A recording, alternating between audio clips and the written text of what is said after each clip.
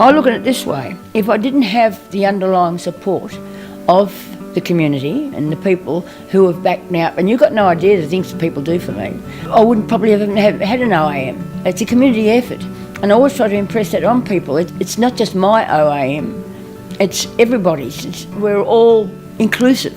We've all achieved it. It's been a mutual achievement. And I've been here since the early 1960s. We actually were politically compliant in the early days, the 1960s, where you went west and to develop the land. It was the growth paradigm in the context of farming, forestry, and trying to make a living. We came down a rough limestone road from Portland, and it was all the bush around us. It was the coast there with the roaring, seas coming in, the river here. It was just, would you say, a little bit of Eden, if you like, and it suited us to perfection.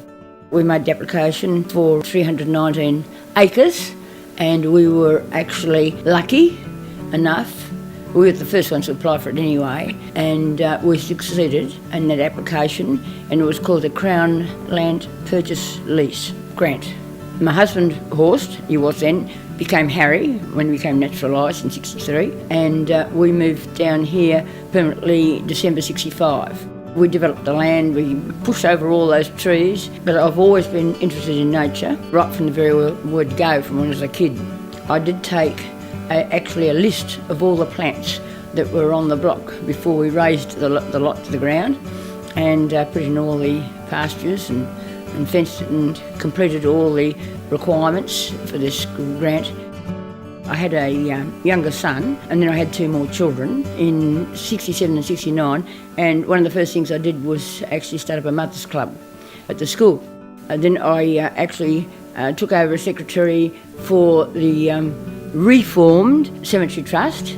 I also was one of the original members for the Tourist Association that's down here.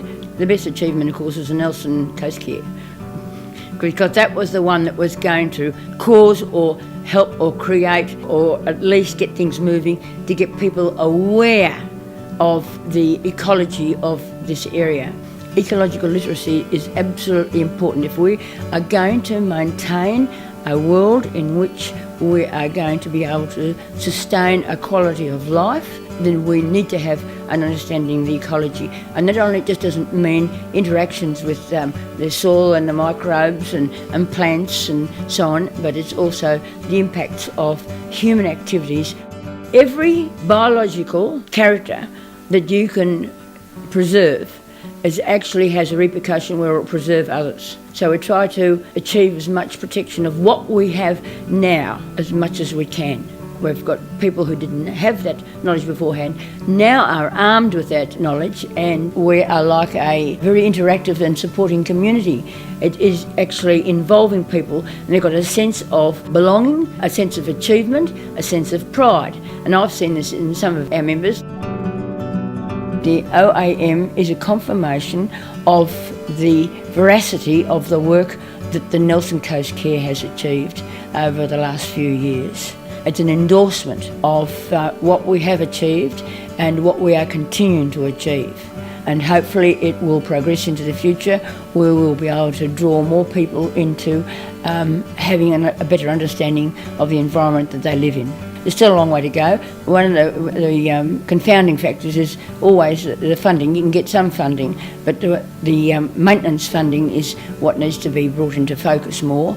If you want to have more impact with a government agency and writing submissions, and I do a lot of those, I can use that OAM, and hopefully that'll give it more impetus, more wallop, if you like, to the fact that I have been acknowledged for the work I've done through my Nelson Coast Care and all their efforts. They better sit up and take notice. A bit better anyway, hopefully.